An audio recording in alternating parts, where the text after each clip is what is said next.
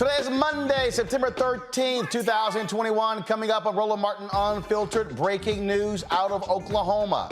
Well, the Pardon and Parole Board recommends commutation for death row inmate Julius Jones. Now it's up to Oklahoma Governor Kevin Stitt if Jones will be sentenced to something other than death. We'll talk with folks who've been fighting for his commutation. Many of you saw my appearance yesterday on ABC's This Week with George Stephanopoulos, where I challenged former New Jersey Governor Chris Christie on the role that he played in Donald Trump coming to power. Well, we're going to dig deeper today and show you some of that speech that Chris Christie gave at the Reagan Library, but many praised him for his forward-looking comments regarding the Republican Party.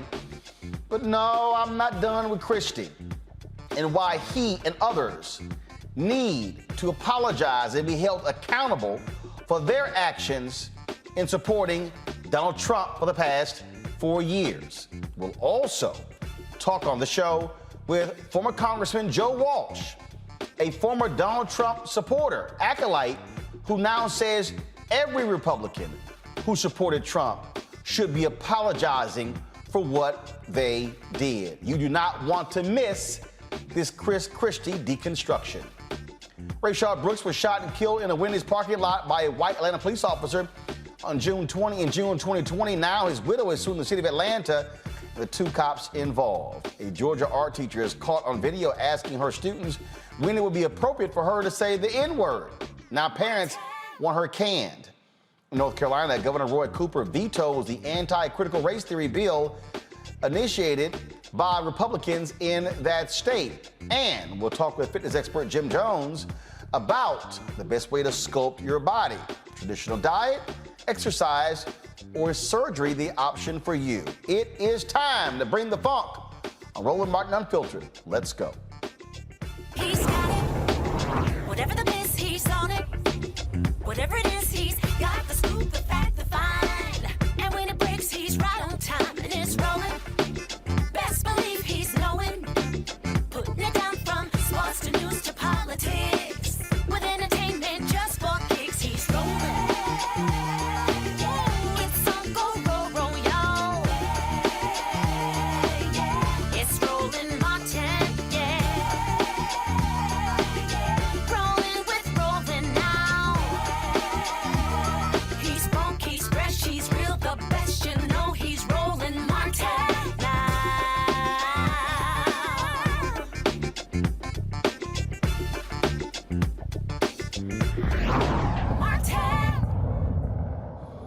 Breaking news out of Oklahoma, where the death penalty case with Julius Jones is now in the hands of Governor Kevin Stitt. Today, the Oklahoma Pardon and Paroles Board recommended Jones' sentence be commuted. The board voted 3-1, with the 5th member recusing himself in favor of Jones' commutation.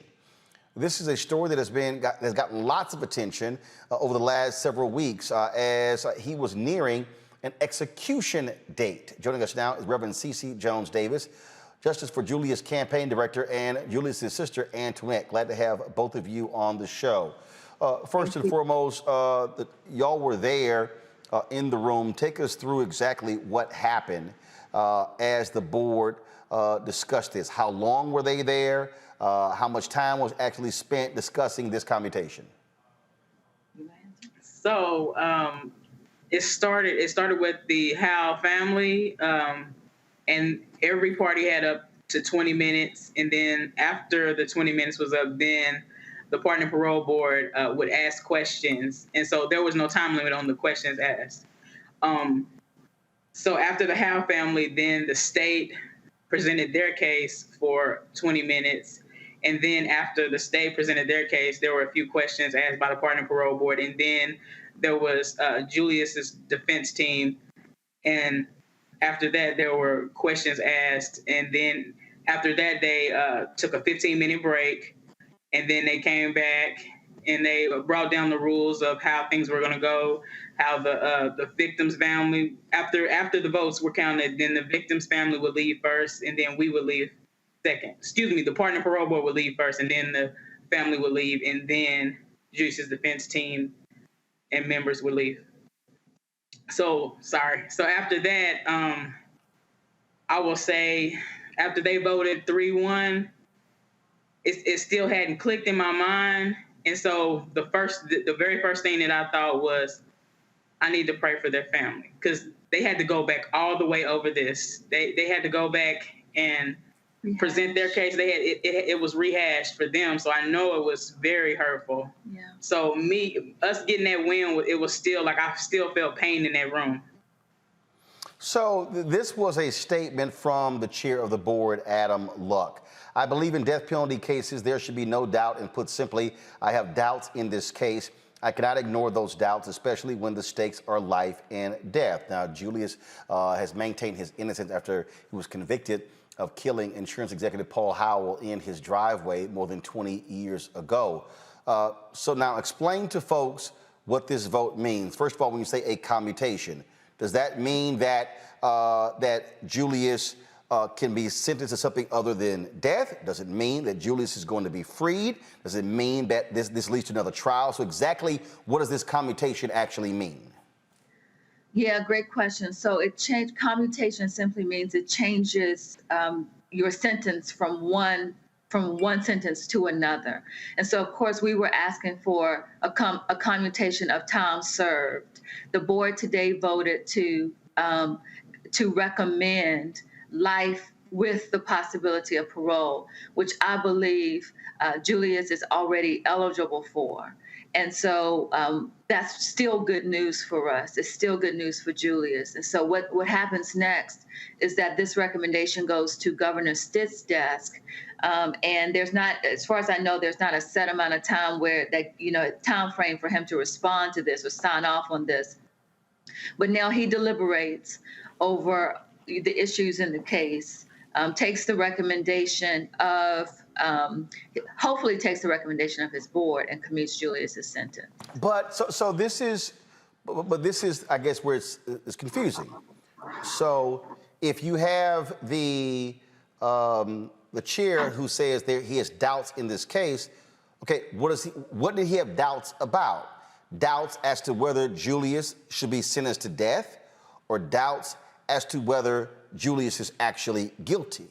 Yeah, he had doubts about whether Julius was actually guilty. I don't think you could have sat in that room today and heard Julius's defense go through every detail of the case, of the issues, and not come away with doubts about Julius's innocence, Julius's guilt.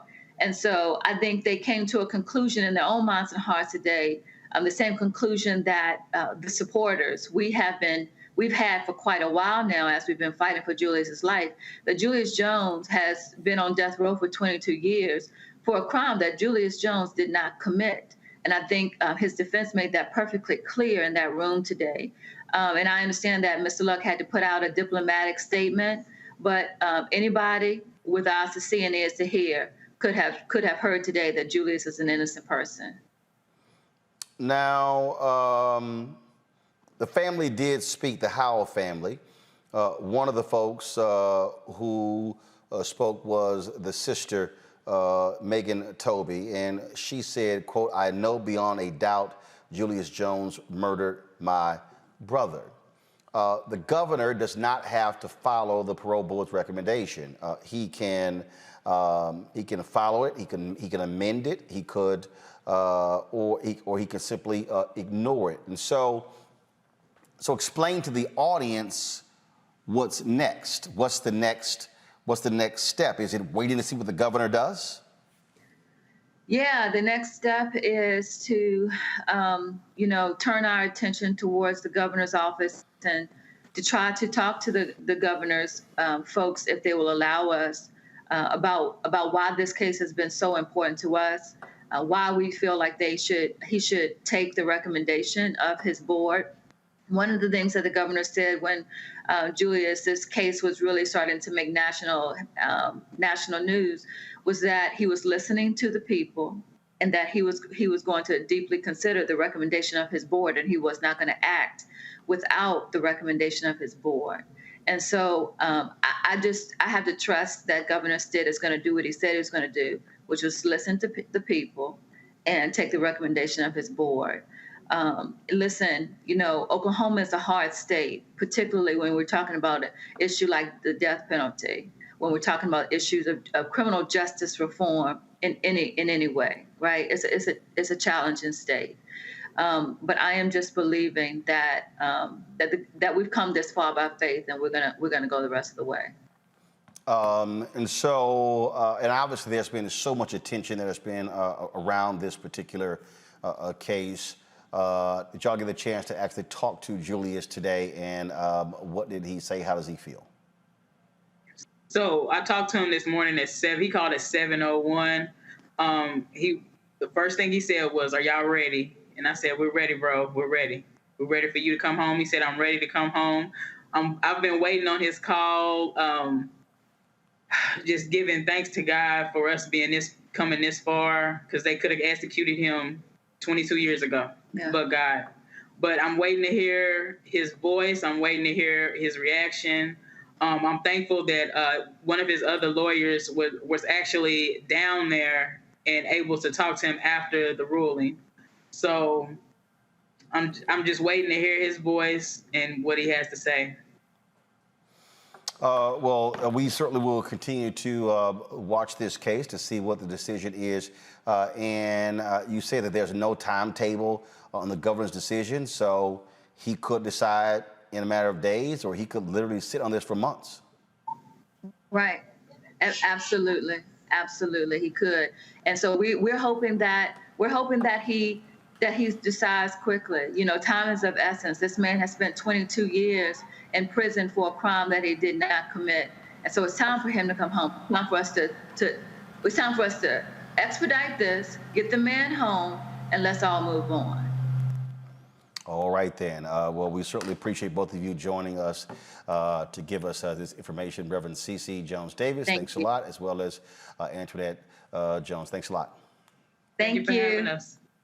All right, I want to bring in my panel right now to further talk about this.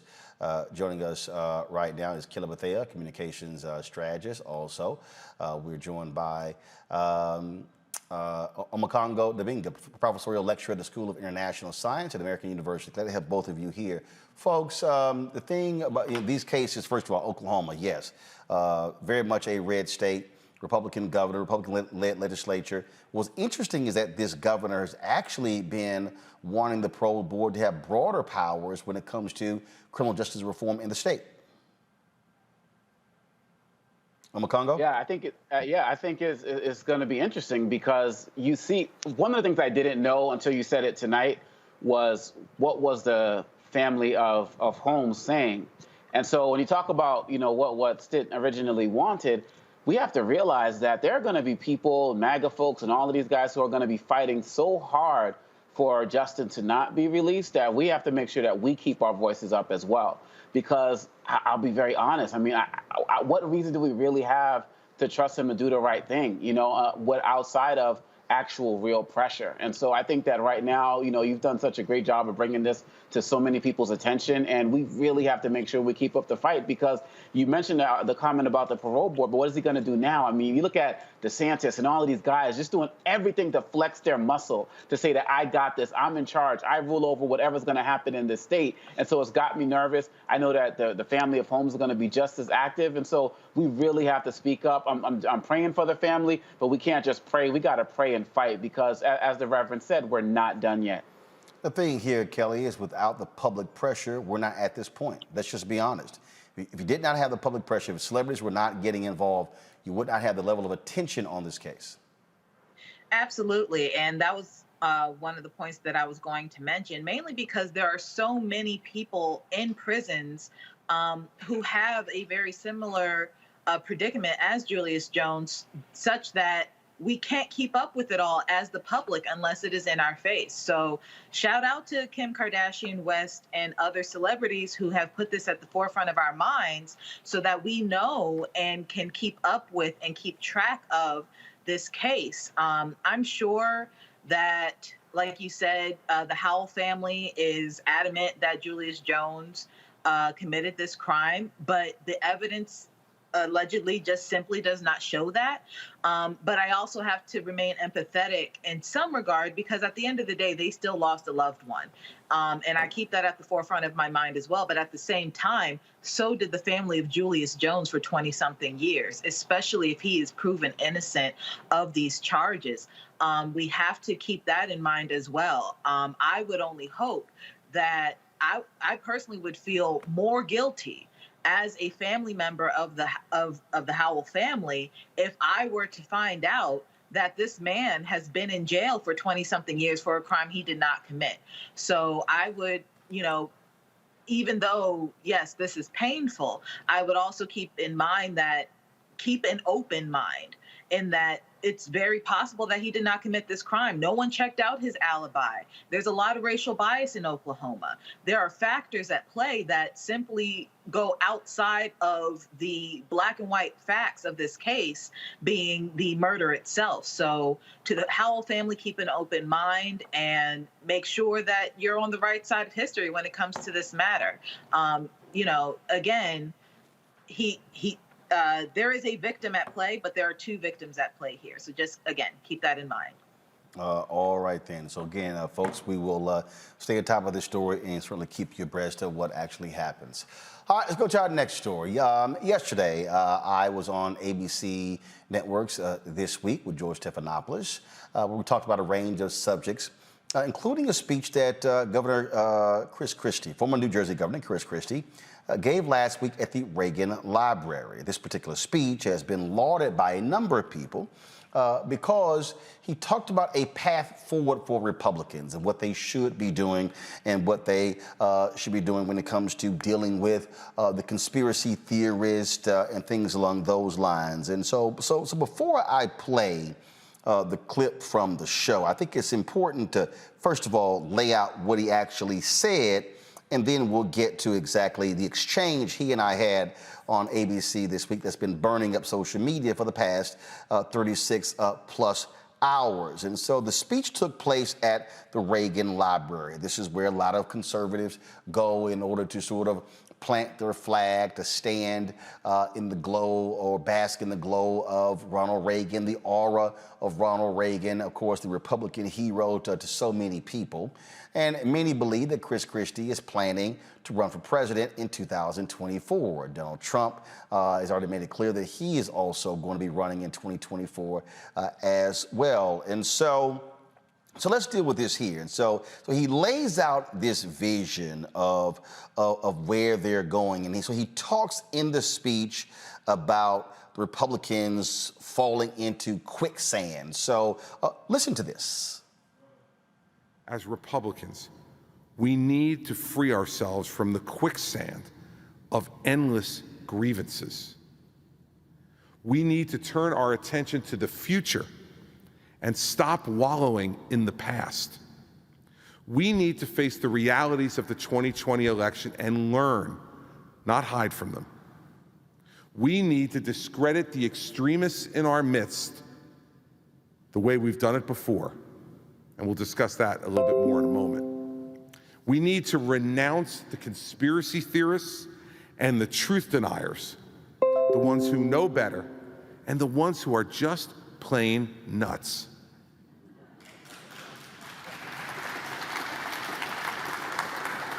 We need to give our supporters facts that will help them put all those fantasies to rest, so everyone can focus with clear minds on the issues that really matter. We need to quit wasting our time, our energy, and our credibility on claims that won't ever convince anyone of anything. We need to learn to win, both as Republicans and Americans again. Now, the only way to push back against policies we know are wrong is to focus on alternatives that the American people will see are right. Nothing else is going to win Congress back for Republicans in 2022 or the White House in 2024. Enough with the wishful thinking and the self-delusion. We are also so long and overdue to stop wallowing in the past. We need to be the party that embraces the truth, even when it's painful and unacceptable. Grievances and conspiracy theories always die hard, but they can only live in the darkness. Their days are numbered once the light of truth shines down on them. Now, it is clear Chris Christie is talking about Donald Trump. But you notice nowhere in there he actually names Donald Trump. He's laying out all of these things that Donald Trump has literally created in the last several years. 2011, the birther drama, that racist crap, him launching in 2015, then of course running in 2016, winning, and then 4 years in the Oval Office. And so Christie, of course, who ran it in 2016 and who Trump trashed left and right, then says, here are the changes that we must be dealing with within our party. Truth is, I see it, and I let the chips fall where they may. We need to talk about issues that are uncomfortable, but scream out for leaders to take them on. We need to go places we rarely go, to see people we rarely see, to bring our ideas to new voters who are thirsting to be inspired. In short, we want to change the Republican Party. We need to be unafraid. Our party should once again be for telling our fellow citizens the hard truths. Because you see, the Democrats will not be defeated without sound alternatives to their flawed ideas. Let me make this clear. Hating the other side is not enough. Calling them wrong is not enough. Calling them names is immature and it's ineffective. Ah, Christie, sounding like the reasonable Republican that we've always had in the past. And then he says, this is our vision as a party moving forward. But our party itself is in peril now, and we need to look to pave our path forward. The best way to combat extremism, then, is still the best way to combat extremism now. Bad ideas are still bad ideas. They have to be confronted directly with clarity, with confidence, and a commitment to who we are, just like Buckley and Reagan did 60 years ago. And what about that media narrative? Well, here is the ABC News contributor talking about controlling that. We have to push back against the mainstream media. And we need our own persuasive messengers with the credibility to call out the falsehoods and the biases of the corporate media. We have a winning message, everybody, but sometimes we're just not being heard. And there's only one way we can credibly tell it like it is, making sure we also push back against the lies in our own party that have been wrecking our credibility. The elite media are not on our side and never will be. Believe me, I was covered by the New York Times and the Philadelphia Inquirer at the same time. I know what I'm talking about. Only if we tell the truth about everything, though, will our critique about the liberal media's bias be believed by the voters. If you don't lie about one thing but say, but believe me about this, you're not going to be believed. We need to be the party that questions and takes on the New York, Washington media power structure. We need to stand up for the American people who are working for a living every day, instead of those who just want to continue to dole out money in order to maintain power. Only if we tell the truth about everything. Y'all saw how he slid in there, that whole comment about the mainstream media. They'll never listen to us and we're not there enough. You do know the highest ranking cable network is Fox News. Chris Christie is literally being paid by Disney ABC. He's on ABC this week every single week. It's a little hard to say we must tell the truth at all times, which brings us to yesterday. See, Christie gives this speech because Christie thought he was going to be lauded and praised for his tone, for the balance, addressing Trump without naming him, and addressing the critics and the things that they do, and that's what he thought. So yesterday, George Stephanopoulos brought up the speech, and then he raised the point, which then led to Christie answering. Then I got my opportunity to weigh in.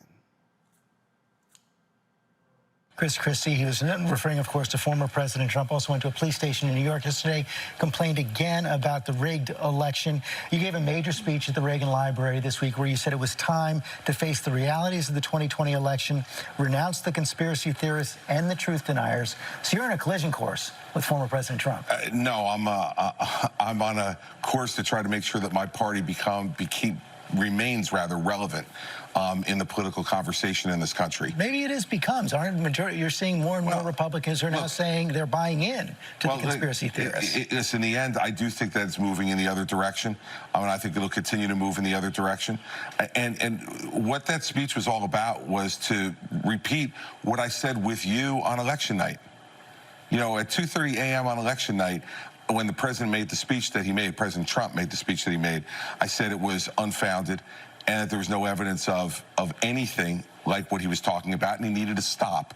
And I've consistently said that since then. It's taken hold among Republicans. It's taken hold among some Republicans, George. But I think what you're seeing over the course of time as this continues to move past election night and the emotion of an election is that more and more people are saying that that's not true. And by the way, it's also incumbent upon all of us in the party who don't believe it's true to speak out.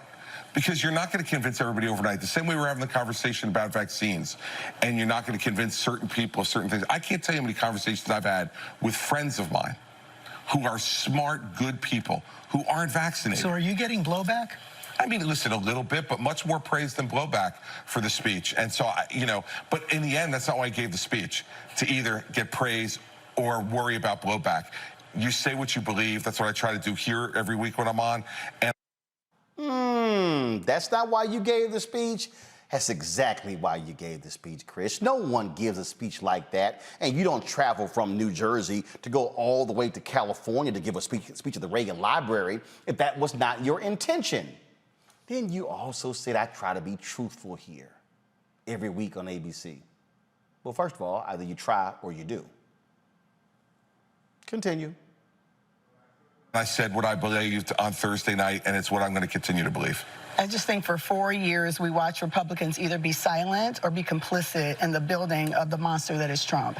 And even post-Trump, there are still Republicans who are bolstering him, supporting him. So I feel like too little, too late. The reality is real leadership is stepping up to the man at the time he was in the seat and saying that we won't budge. And there was none of that. And unfortunately, I don't know what the future of the Republican Party is. There's so many folks who are now swinging closely, we think about the 47 states that have legislation trying to keep people from voting based on the big lie that we know was not true. We think about January 6th and the insurrection that happened on the structure of democracy itself and democracy. And there are Republicans who don't want to have an investigation into that. So this Republican Party is way far gone, and unfortunately, too little, too late. Hold on, I want to get another Republican perspective here from Sarah. They're seeing debate there.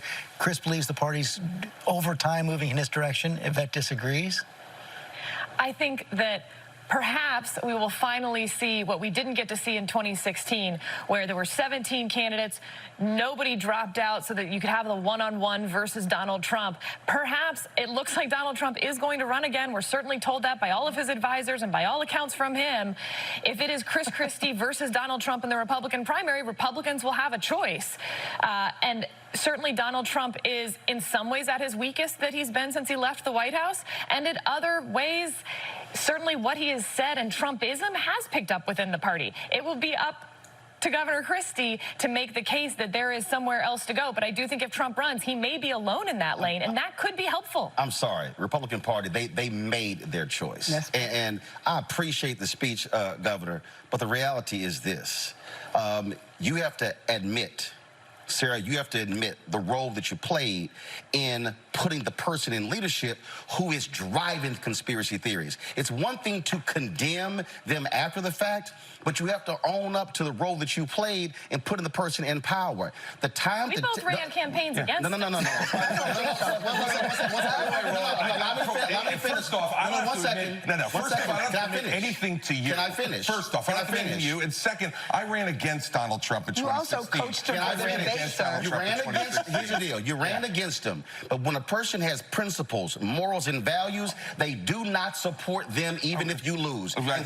And what they say is, I choose patriotism and the country over party and power. And the problem was too many Republicans chose power in riding with Donald Trump as opposed to patriotism and America. I'll sleep fine tonight with you judging my morals. Well, guess what? As a voter, as a voter who has 13 nieces and nephews, what I also want to see in America are Republicans and Democrats who have the guts to stand up to narcissists, to folks who lie, to folks who sit here and lead a country in the wrong direction. And what that man has unleashed on this country, any Republican who stood with him has to own it and accept the role that they played. Yeah, well, that's fine. I'll accept the role that I played in the 2016 election running against him, and I'll accept the role... Let him finish his point now. Let him finish his point. And I'll accept the role that I played in my belief that Hillary Clinton was not the right person to be president. We all get to make choices, Roland, in this democracy. I made my choice. I'm on record of my choice, and I'm not walking away from my choice. But it does not preclude me from being able to be critical when the person that I did support does things that I am against. And so this false choice that you're trying to set up, That's not false. It's a false choice, and one that the American people are not going to buy either. Roland, let me just press one other point. Right now, I would argue that the fact that so many Americans can't buy into simple facts is probably the biggest existential threat we face to our democracy. So when somebody speaks up for that, isn't it something to be praised? Facts are critically important, but again, when you support someone who said fake news, when you were truthful and then push that, then when you have the networks and the conservative radio talk show hosts, that whole echo chamber driving that's the problem. I am a native of Texas who is still registered there, and I'm dealing with Greg Abbott and Dan Patrick, who is consistently lying and making things up, and you're dealing with that. I'm dealing with people who are changing textbooks, well, here's the deal. I have a very basic principle since I've been a journalist. If you do good, I'll talk about you. If you do bad, I'll talk about you. One second. At the end of the day, I'll talk about you. And somebody has to say what others are afraid to say. Sarah, you get the last word. If you want to persuade the half the country that voted for Donald Trump in 2016 to move to your side, then you've got to stop villainizing them. You've got to stop having these conversations where everyone who is not with you is against you. And when someone says that Donald Trump did something wrong, you may want to consider praising that and trying to use that to persuade the people who are not going to be persuaded by what that is going to have to be the last word. This debate could obviously continue. I'm sure it will. Oh, since my good friend George Stephanopoulos said it's got to be the last word, we're out of time. I got time. See, here's the thing that y'all have to understand. When Sarah says you should be praising them, hell no. I'm not going to praise somebody who is unwilling to admit their involvement. I'm not going to praise somebody who is trying to pull the wool over somebody's face because they don't want to speak truth. Chris Christie sat there and talked about the role I played in 2016, but what he would not deal with, the fact that he helped Donald Trump in the debates against Vice President Joe Biden in 2020. Here is a photo of a tweet that Chris Christie sent out where he talked about voting for Donald Trump in 2020. This wasn't 2016. This is the tweet. Two things to say this afternoon. First, I have now voted, and I voted for President Trump. Second, no matter where you are in public, please remember to wear your mask. This is the same man. He voted for a man who refused to tell people to wear masks at the White House, which led to Chris Christie getting COVID, which led to him being hospitalized. We talk about leadership, and you voted for a man who said, no, I'm not wearing a mask, would tell folks to take their mask off. You voted for a man who trashed people, who dogged people, and then led that insurrection. Yes, he led the insurrection on January 6th, and you still cape for him? See, Chris wants us to forget those things. Sarah wants us to forget. See, we didn't play the part when I talked about when George brought up domestic terrorism. And I said white domestic terrorism, and I called out the Trump DOJ because when Sarah's boss, Jeff Sessions, was Attorney General, they pulled back on the resources to fight white domestic terrorism and shifted the money over to fighting Muslims and terrorism. Oh, excuse me if I've got CBS-sized receipts here. See, what I need y'all to understand, there's a game being played. Allison Farrah, Sean Spicer, Kellyanne Conway, and all of the folks who work for Trump, what they want you to do is to be cleaned up and dusted off, and they want to wash the funk of Donald Trump off of their bodies. They don't want you to know. They want to retell the story. And see, mainstream media is real good at this. That's why Newsmax has given Sean Spicer a show. That's why you see these folks trying to write books, and you see all of a sudden the stories being done. Oh, I was trying to be the voice of reason on the inside. You're seeing the secretary, the former press secretary, dropping her book and how she was critical of Melania and others. See, y'all gotta understand, game recognized game. And see, the reason I'm wearing this shirt, not the right kind of black, y'all remember when Soledad O'Brien said, an executive at CNN said that to her about me? Because see, I could have easily gone on and played the game of, oh no, I don't want to hurt Governor Christie's feelings, and I don't want to get too tough. First of all, that wasn't tough. Y'all have seen me go in on people. That was a scale on of 1 to 10, that was a 4. But what you have to understand is what's really going on here. See, they want to wash themselves. See, he was at the Reagan Library. Go watch that docuseries on Showtime. I know a lot of conservatives, Republicans love Ronald Reagan, but you're going to understand what Ronald Reagan was saying in the 60s and the 70s.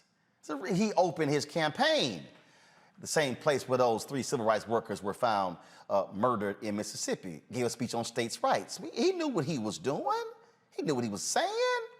But see, we're so good at, no, we don't want to talk about that sort of stuff. No, we're going to talk about it. And see, Chris Christie has refused to own up to what he did.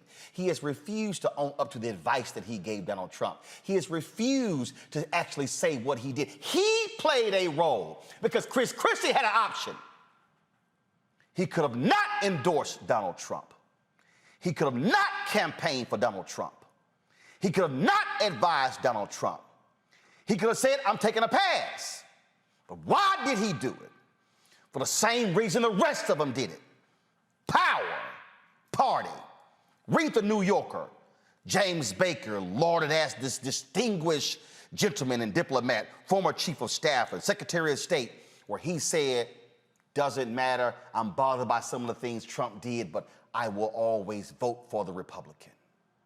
What James Baker, the so-called distinguished gentleman and diplomat, is saying is, does not matter how despicable and evil and nasty and callous the person is, as long as there's an R in front of his name, I will support them. But no, I'm sorry.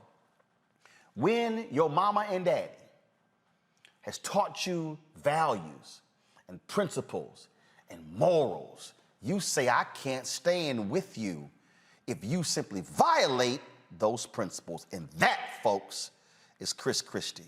And that, folks, are so many other Republicans. And what they want the free pass. They want us not to bring those things up. You saw how quickly he was triggered. You saw how he interrupted because he couldn't handle somebody sitting in his presence and challenging him to his space. Well, Chris, I saw this ad today that was put out by the folks with Act Blue that lays out how folks like you and Lindsey Graham and Ted Cruz and Nikki Haley, all of y'all, what y'all really said about Donald Trump before he got the nomination. And if y'all want to see some hypocrites, watch this. I want to talk to the Trump supporters for a minute. I don't know who you are, and I don't know why you like this guy. Whatever he does, he accuses everyone else of doing. The man cannot tell the truth, but he combines it with being a narcissist. A narcissist at a level I don't think this country's ever seen. And my concern is that he would grab up that power and really treat the country as sort of his little bully fiefdom. Donald Trump is everything I taught my children not to do in kindergarten. He's been exploiting working Americans for 40 years. He's a race-baiting, xenophobic, religious bigot. He says he's for the little guy, but he's actually built a lot of his businesses on the backs of the little guy. You know, Donald Trump the other day said that, it, quote, if he tells a soldier to commit a war crime, the soldier will just go do it.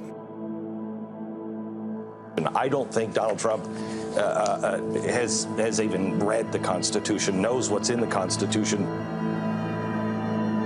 A toxic mix of demagoguery and mean-spiritedness and nonsense. I just cannot support Donald Trump. Donald Trump is a delusional narcissist and an orange-faced windbag. Donald Trump is a con artist. He doesn't know the difference between truth and lies. He lies practically every word that comes out of his mouth. I think he's a kook. I think he's crazy. I think he's unfit for office.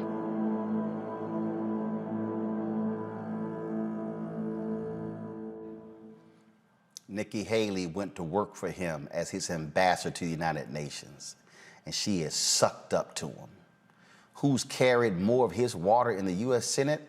Lindsey Graham, Ted Cruz, Marco Rubio, and Rand Paul.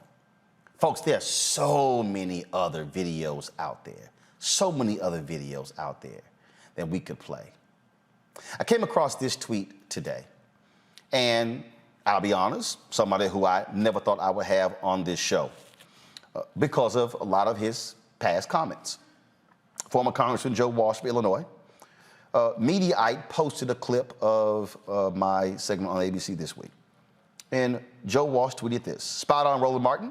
Every one of us Republicans, former Republicans, moderate Republicans, and conservative Republicans must publicly acknowledge and apologize for helping to put that unfit madman in the White House. Every single one of us. Chris Christie and most never will. Joining us right now on Roland Martin Unfiltered and the Black Star Network is former Congressman Joe Walsh.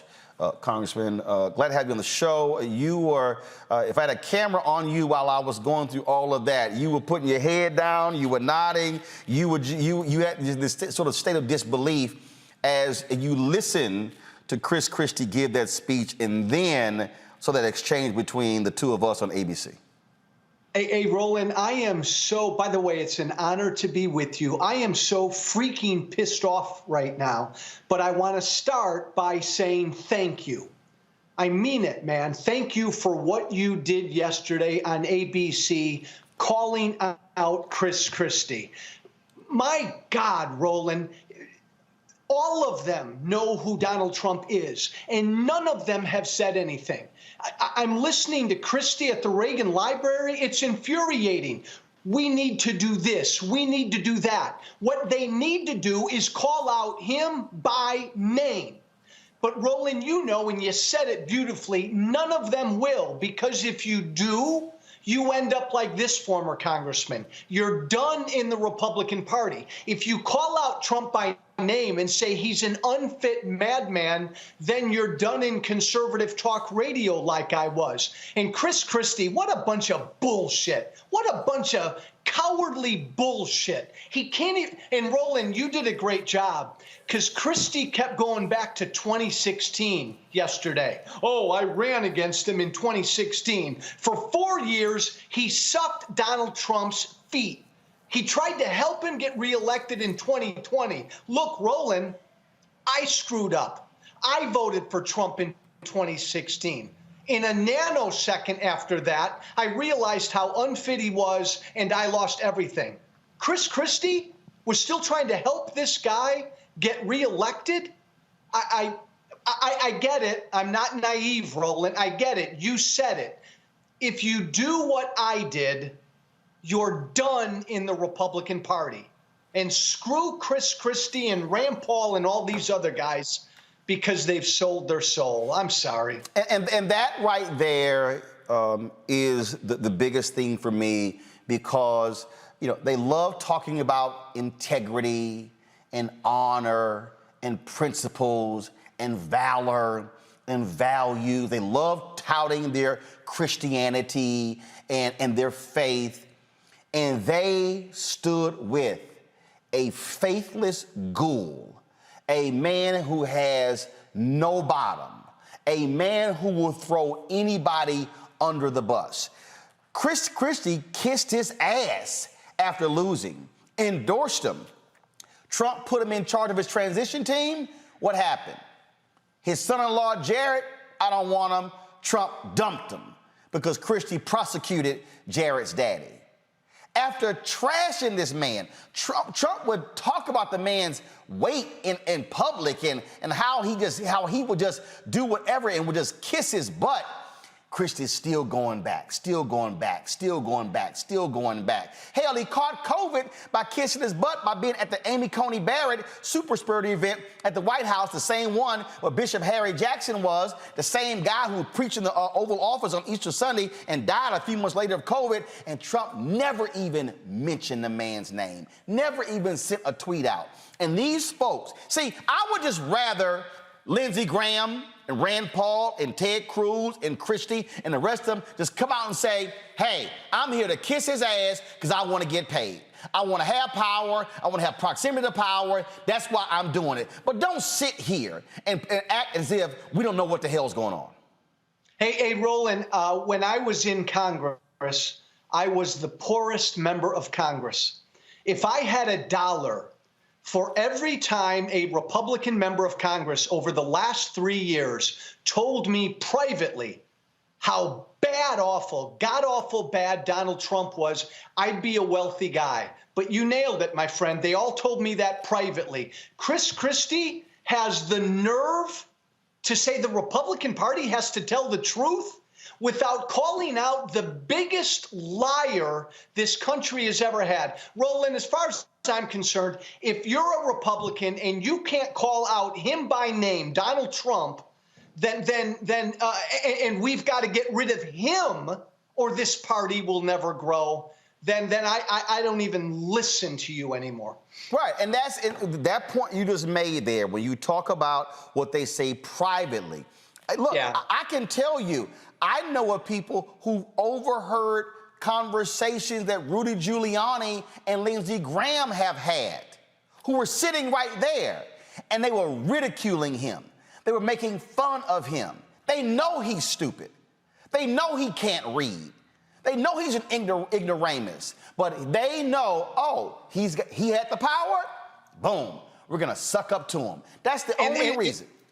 And Roland, they know he's bad for the Republican Party. More importantly, they know deep down he's bad for this country. My God, some of them have told me privately what I've said publicly about Trump. He's a treasonous guy. He's disloyal to America.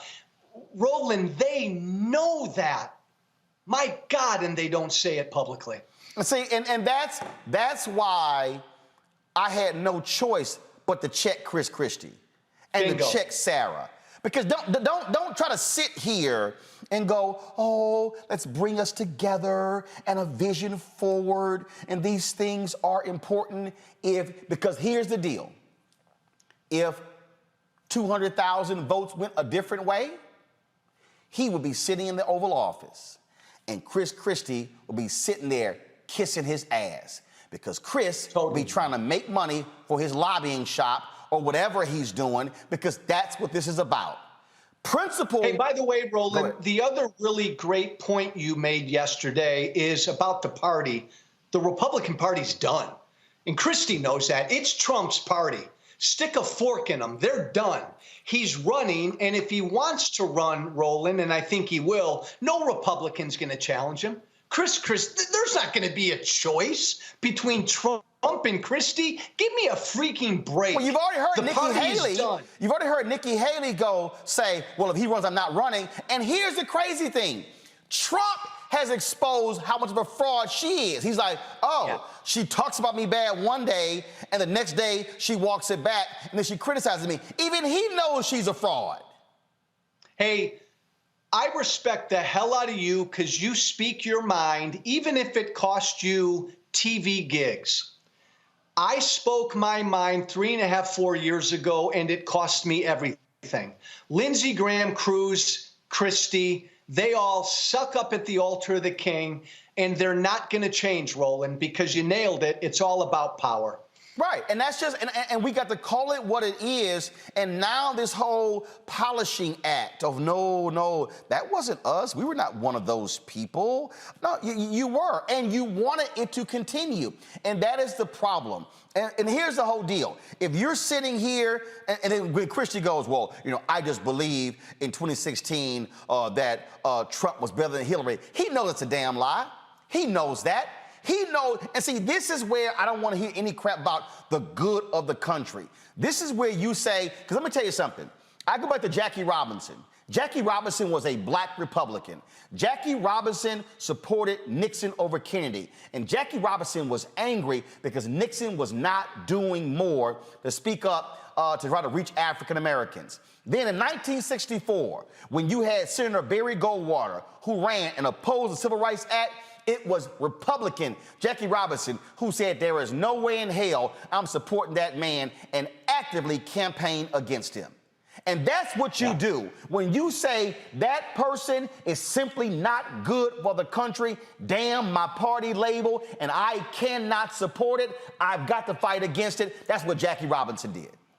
Bingo, Roland. I have stood on the public square for 3.5, 4 years, publicly apologizing to the country because I helped create Donald Trump. And I'm profoundly sorry about that. Chris Christie did too. Rand Paul did too. Every single Republican helped create that narcissistic, unfit traitor. We have to own it. And if you're a Republican and you can't own it, I don't want to hear from you. So when we talk about this whole path forward, and look, you have a number of folks in the Lincoln Project. They've got their issues with John Weaver and what he did and what they knew, and they're going through all of that. That should actually happen.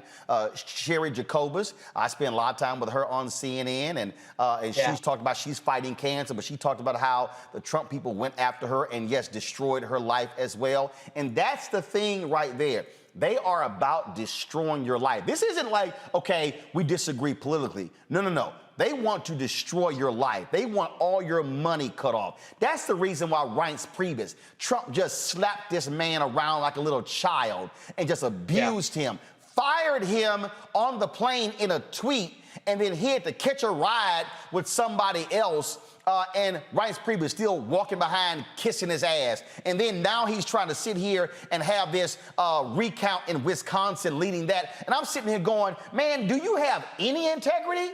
Any? Like, are you like you? That man disrespected you. Ted Cruz, the man called your wife ugly. Yeah, the man called your wife ugly. No, you're right, man. But then there are all these other Republicans who just kept their mouths shut for 4 years. What has Paul Ryan ever said? John Boehner, my former speaker, wrote a book and came out and said how bad Trump was. He still voted for Trump in 2020. They kept their mouths shut. And that to me right there is the fundamental problem. Because you know what? Look, I got a problem with a lot of Democrats who said, I just can't vote for Hillary Clinton. You know what? They didn't. And she lost. Yeah. She lost. Had those Democrats who did not like her said, I got to put that aside and vote for her, I personally think they screwed up, because what they didn't do was what Republicans actually did. Republicans said it's about power. But the issue for me was this here. The issue for me between Hillary and Donald Trump, and I said, we knew how bad this man was. We knew how pathetic this man was. Black women absolutely knew how awful this man was. And I said, if the country listened to black folks and not voted for Donald Trump, we would never gotten those 4 years. But what this man has unleashed, and that, to me, Joe, is why I was even more offended. I'm looking at Chris Christie going, how dare you stand there and talk about the conspiracy theorists and how we can't listen to them when you supported him and the man was throwing out conspiracy theories the day he walked into the Oval Office. That wasn't brand new because he lost to Biden. Christie empowered that. He empowered that. I think we may have, did we lose Joe's signal? It may have frozen. Okay, y'all let me know when we get Joe back. I want to pull up Omekongo and Kelly. And that to me, Omekongo, is just, and again, I went real easy on Christie yesterday. But to sit there and go, dude, don't try to act like you all pious and now you want to look forward when you wanted this for 4 more years. Mm-hmm. Oh, absolutely. And like you said, you were like level 4 out of, we've seen the 10, you know what I'm saying? Look, it's ridiculous, because one of the things we also didn't mention, that just in May of this year, Christie told Sean Hannity that he would give Trump an A on his presidency. And then you all are coming off of your panel just the day after what Trump pulled during the 9/11 when he ceremonies, when he made it all about himself. Went to the police and talked about, you know, stupidity, like, oh, I know we can't say back to blue anymore or whatever, and hinted about running. This man has always been about himself, and Chris Christie needs to be on the spot, put on the spot every single day. You've been talking about principles this entire time. You know, my mom, she's watching. Hey, Mom, she always talks about the importance of standing on your principles. And just like you said with those Democrats who said, yeah, I didn't like her, I'm not voting for her, these guys, Republicans, have no spine. Let's also add the fact that with Ted Cruz, that Trump accused him of being involved in the assassination of Kennedy. His dad. And so, his dad, right, his dad. And so, yes, Christie cannot get it passed. And the fact of the matter is the fact that we have this time to be able to do that when some of these other networks are only going to give it about 1.5 minutes. We need to do this every single day. And that's why I'm just glad that you're on the air making it happen. Kelly, at the end of the day, it is about being honest. Let me tell you how I roll. If I don't like your ass, I don't like you. And when I say I don't like you, I don't speak to you. We could be sitting at a table of 10 people. I'll speak to the 9 people and ignore your ass. I don't play that. So I don't know how these people can go home every single night and look themselves in the mirror and suck up to this man knowing how awful he is. I don't either. And for me, what Chris Christie did was actually what I was this is what I'm expecting more Republicans to do as the years go by, in that they are basically perpetuating this revisionist history and more or less, for lack of a better term, band-aiding the tragedy that is the Donald Trump presidency. I mean, where were these Republicans on January 6th? Where were these Republicans on June 1st of 2020 when, Donald Trump literally made way for him to just stand outside of a church to hold up a Bible? No sermon, no anything. Literally had people beat and tear gassed for a photo opportunity. Where were Republicans for that? Where were Republicans for October 6th of 2020 when he basically became a bioweapon and stood outside on the balcony of the White House to remove his mask after he was just hospitalized for COVID? This man is a monster. And for 4 years and counting now, they have been supporting a monster for the sake of party. And it is unfortunate that the roles weren't reversed as far as the Republicans versus the Democrats and how they treated 2020, meaning instead of Republicans saying, do not vote for this man, like Democrats said, do not vote for Hillary. Instead of doing that, they united together for the sake of party as opposed to country. And ironically, the Democrats disbanded in the name of country instead of party. So that's what I mean by the roles being reversed. But what Chris Christie did today, last week, is really just lie by omission, meaning he is saying what, we should be hearing, but he doesn't really mean it. He's just trying to save his face, cover his ass for future elections, future engagements, future anything regarding the Republican Party. And as if, the internet doesn't exist, as if everything he's been doing for the past 4 to 6 years is just going to be wiped out and forgotten about.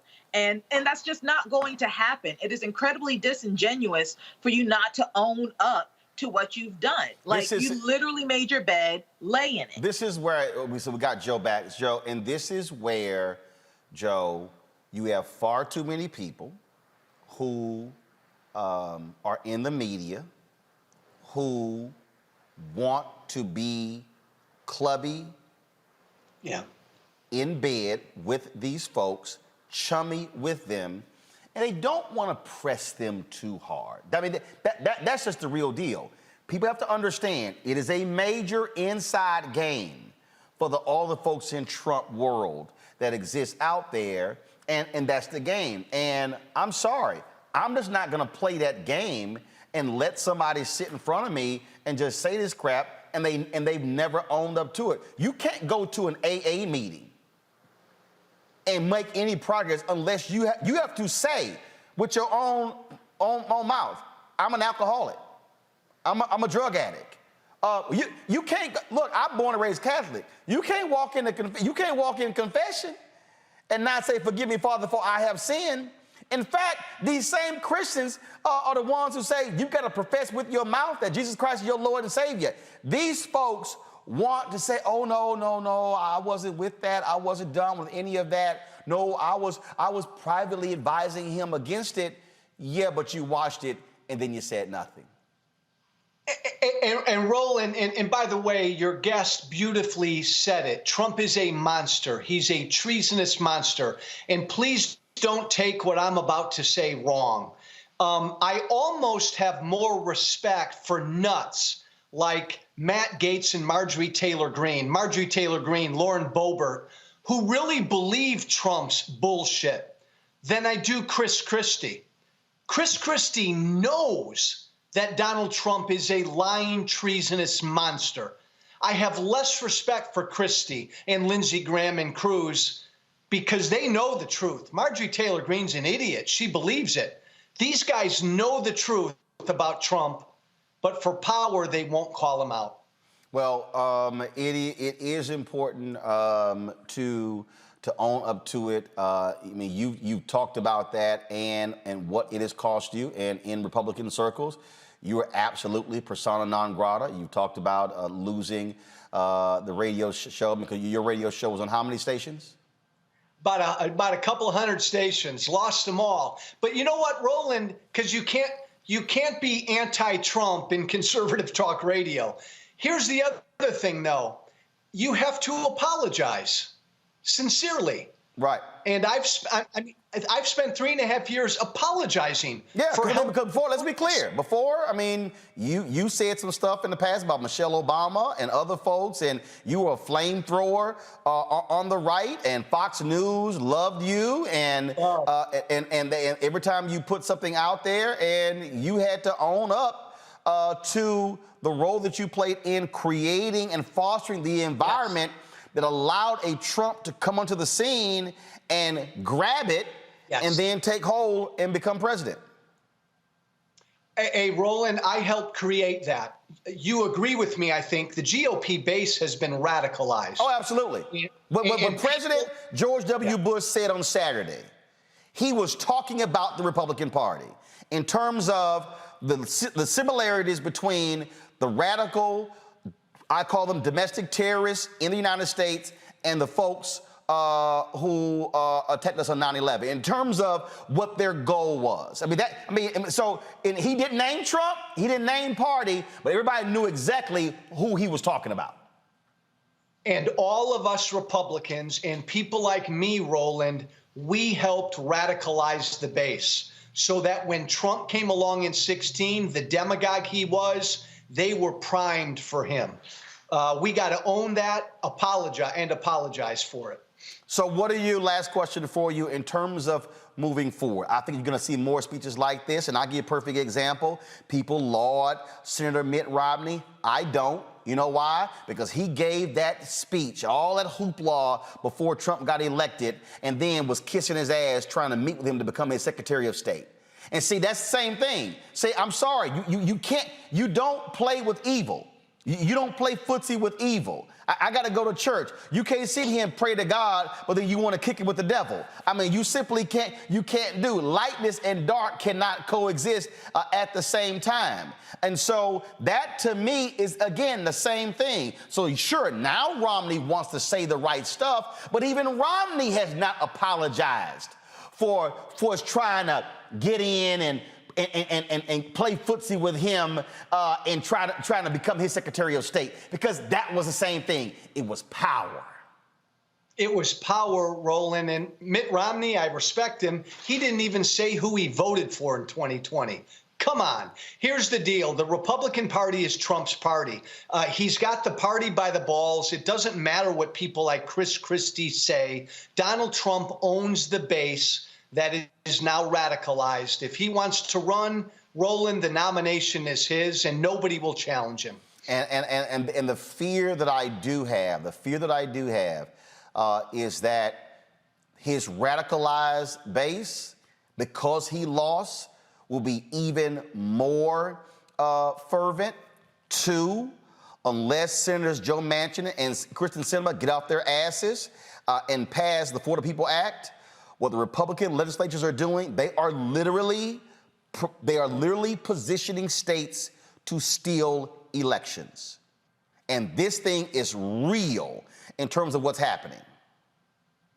Hey, Roland, you've got Larry Elder out in California today who refused to say that he would accept the results of the election, win, lose, or draw.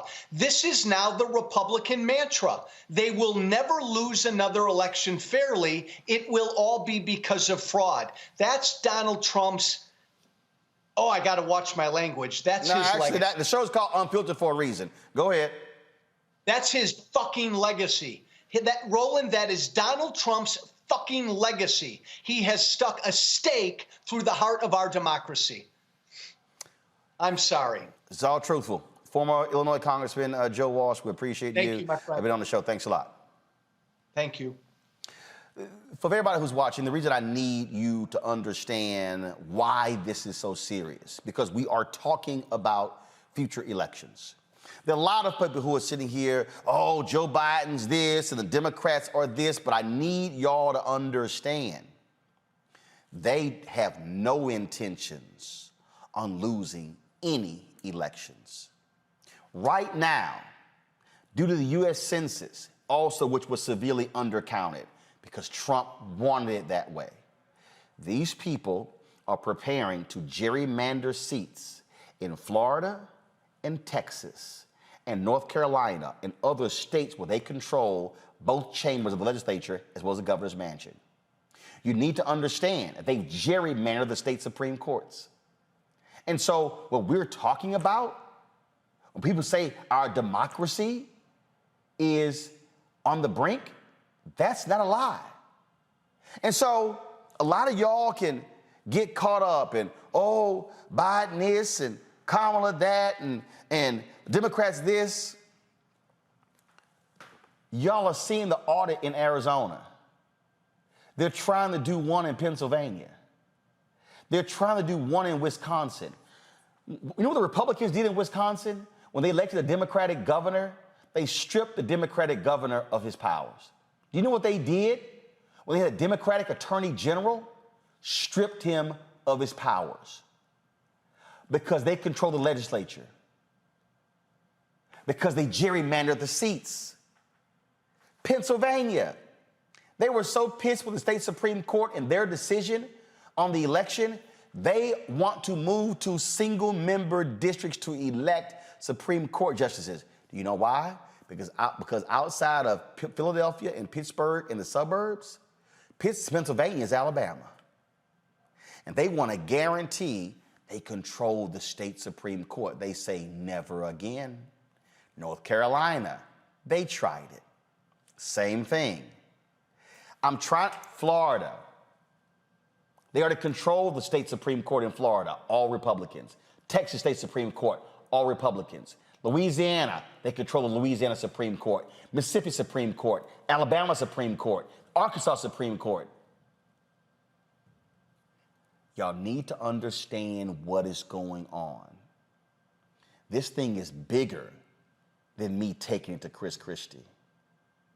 You need to understand what the strategy is. I need you to listen to me clearly. You need to understand what the strategy is. Because folks, they are meeting right now. Listen to what I'm trying to tell you. The Federalist Society is meeting to figure out how can we get 9 conservative Supreme Court justices. They are plotting to figure out how can we further pack the appeals court. Donald Trump appointed 25% of the federal judiciary. I just need y'all to understand what's going on here. While a lot of y'all are caught up in these games of who's perfect and who's saying the right thing and who's doing the right thing and they're not doing everything I want, the other side is sitting here saying, we want to control it all. We want to run it all. We want to put our people in place in every position, and you will have nothing to do with it. When you start saying, oh, but I want to focus on the mayor, guess what? They will start challenging laws. And if they control the federal courts, you lose in federal court. I need everyone listening to the sound of my voice to understand that what the Republican Party is doing today is complete outgrowth of what we achieved in the 1950s and 60s. Listen to me clearly, please. I need you to understand the Scaife-Mellon family and the billions they had funded many of these conservative think tanks. They are funding the Heritage Foundation. They're funding all of these groups. It's not just the Koch money, folks. They are funding the Manhattan Institute. They're funding the Daily Wire. and the Daily Signal and the Daily Caller and Breitbart. They're funding Salem Radio, which controls conservative talk radio. They are funding all of these things. They are funding all of these. They fund Media Research Center also, which has Newsbusters, a right-wing group that actually put out a clip. They thought it was going to fire their base up. That clip has been seen nearly 1 million times on Twitter of my segment, and it really caused other people to respond. Y'all don't fully understand what's at play here. Democratic billionaires don't understand. Don't y'all know they are hoping George Soros would just die? Because they can't stand that a billionaire progressive is using his money to fight them. Y'all, yesterday was way bigger than Chris Christie. And I'm telling you, I know Chris Christie, his buns were hot. Because see, he thought he was gonna get, and it never dawned on him that I would be sitting across from him and would light that ass on fire. And I will do it every single time. Oh, I'll be respectful. I'll be truthful. But I am not going to sit idly by and watch what these folks are doing. See, you might be sitting here saying, Roland, where does all this come from? I need you to understand that I am from Texas.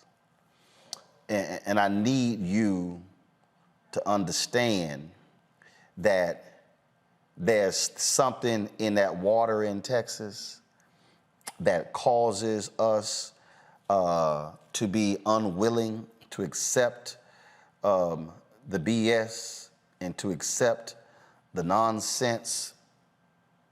And I remember a sister from Texas, the first black woman elected to Congress since Reconstruction. I remember when she sat in the midst of all of those white men in Congress in 1974 and said this. Debate not to exceed a period of 15 minutes. Thank you, Mr. Chairman. Mr. Chairman, I join my colleague, Mr. Rangel, in thanking you for giving the junior members of this committee the glorious opportunity of sharing the pain of this inquiry. Mr. Chairman, you are a strong man, and it has not been easy, but we have tried as best we can. I will not sit here and be an idle spectator. She said that in 1974. And I will not be that in 2021. Going to a break.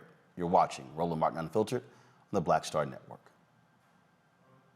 I believe that people our age have lost the ability to focus the discipline on the art of organizing. The challenges, there's so many of them and they're complex. And we need to be moving to address them. But I'm able to say, watch out, Tiffany. I know this road. That is so freaking dope.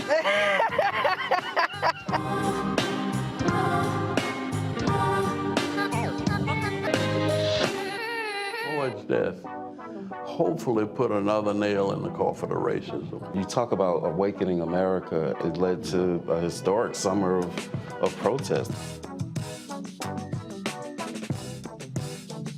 I hope our younger generation don't ever forget that nonviolence is soul force. Priceless.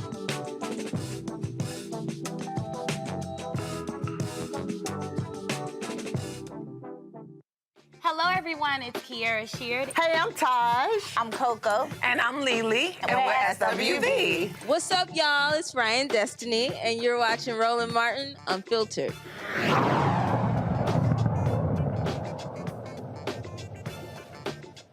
Well, folks, cringing testimony seems not to end on day 16 of the R. Kelly trial. Today, a former dancer testified that she walked in on R. Kelly performing oral sex on an underage Aaliyah.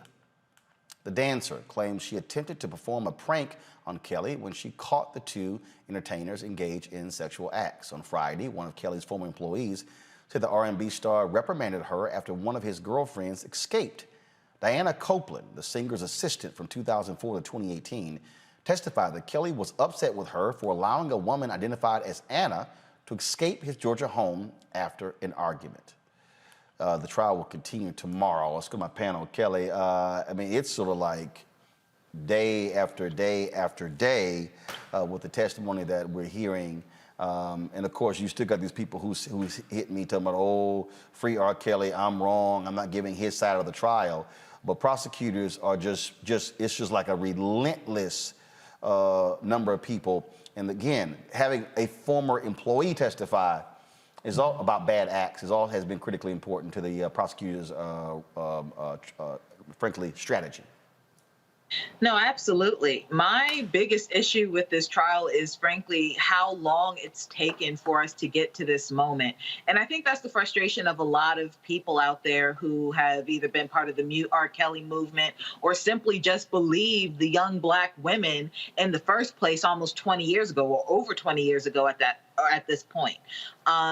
It is incredibly disheartening and really just angering to me how we still have supporters of R. Kelly right now, how we are listening to testimony, reading testimony, we have documentaries on the fact, we have sometimes coming from his own mouth that he has an attraction to, underage girls, and yet it's almost as if people just do not care. And for 20 plus years, people did not care. And finally, we are at the point where we care, in that this case is finally in trial and he's being prosecuted. For those who are still part of the R. Kelly team, I don't ever want to hear, protect Black women coming out of your mouth, like, ever again. Because at this point, it's clear that not only are you a hypocrite, you're a liar, because this entire case is about protecting Black women and upholding the law in regards to Black women and Black girls. And here you are supporting a man who not only doesn't care about either category of demographic, but also would still be doing it if it were not for the people over the course of over 20 years trying to bring this man to justice. So I really hope he gets what he deserves. He needs to stay in jail. He needs to be up under the jail. If the death penalty were part of this jurisdiction, I'd say he get that too, because what he has done has been absolutely disgusting. But for the culture of music, it is incredibly sad how an entire body of work of not just his, but artists who have worked with him now, frankly, have to die and never be played again, or at least not nearly at the level that it used to be, because one man decided to be disgusting. Omokongo? When I was reading the articles today, one of the things that really bothered me when I see these people coming out and testifying is they should be on trial with him, because they are accomplices. You said that the one assistant, 14 years. Maybe you could talk about, well, I didn't really know what was going on. It was a year, I was there 6 months. We're talking about 14 years. There are so many people who aided and abetted what was happening, and they need to be on charges as well. If these girls were white women, there wouldn't have been one victim without this man going to jail. And it's really sad that we continually, I'm thinking about people like Sparkle as well, how we can continually diminish and try to destroy the voices of Black women who are speaking up. Because at the end of the day, the only reason R. Kelly can do this for so long was because he saw these women and young girls as expendable. We're talking about, Uber's coming and he's saying, oh no, it only has to be a female driver. The woman on stand is saying, using terms like escape. At the end of the day, as it was just said, yes, he needs to go away for a very long time. He is not the only one. And when are we, look, we came out of, we can go to BBD, Backstage, Age, all of that. We came out of a culture where the music talked a lot about these things. And maybe we didn't really know and understand back then what was inappropriate, but we sure as hell know what's inappropriate right now. And R. Kelly needs to be the prime example made, and we need to start looking at it all. But this man and his accomplices need to be in prison, period, bottom line. Again, the trial is going to continue, and we'll certainly see what happens next. All right, folks, y'all know what time it is.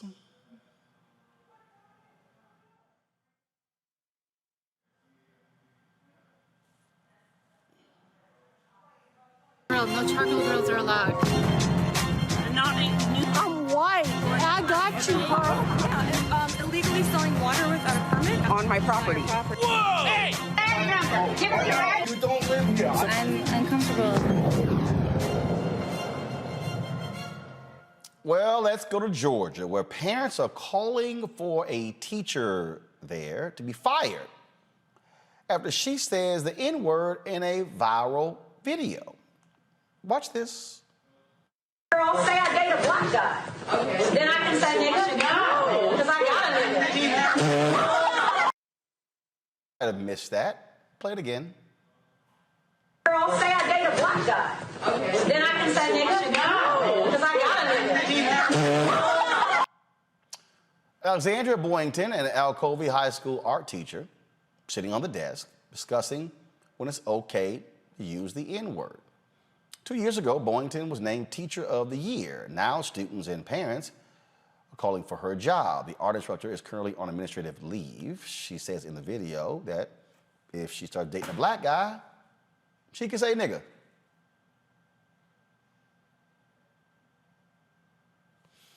Really?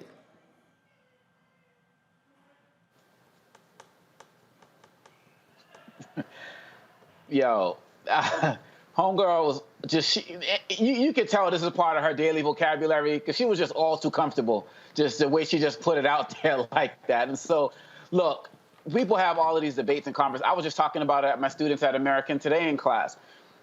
People can have honest conversations about it in the classroom, and I believe that teachers who are mindful and sensitive to the conversation of all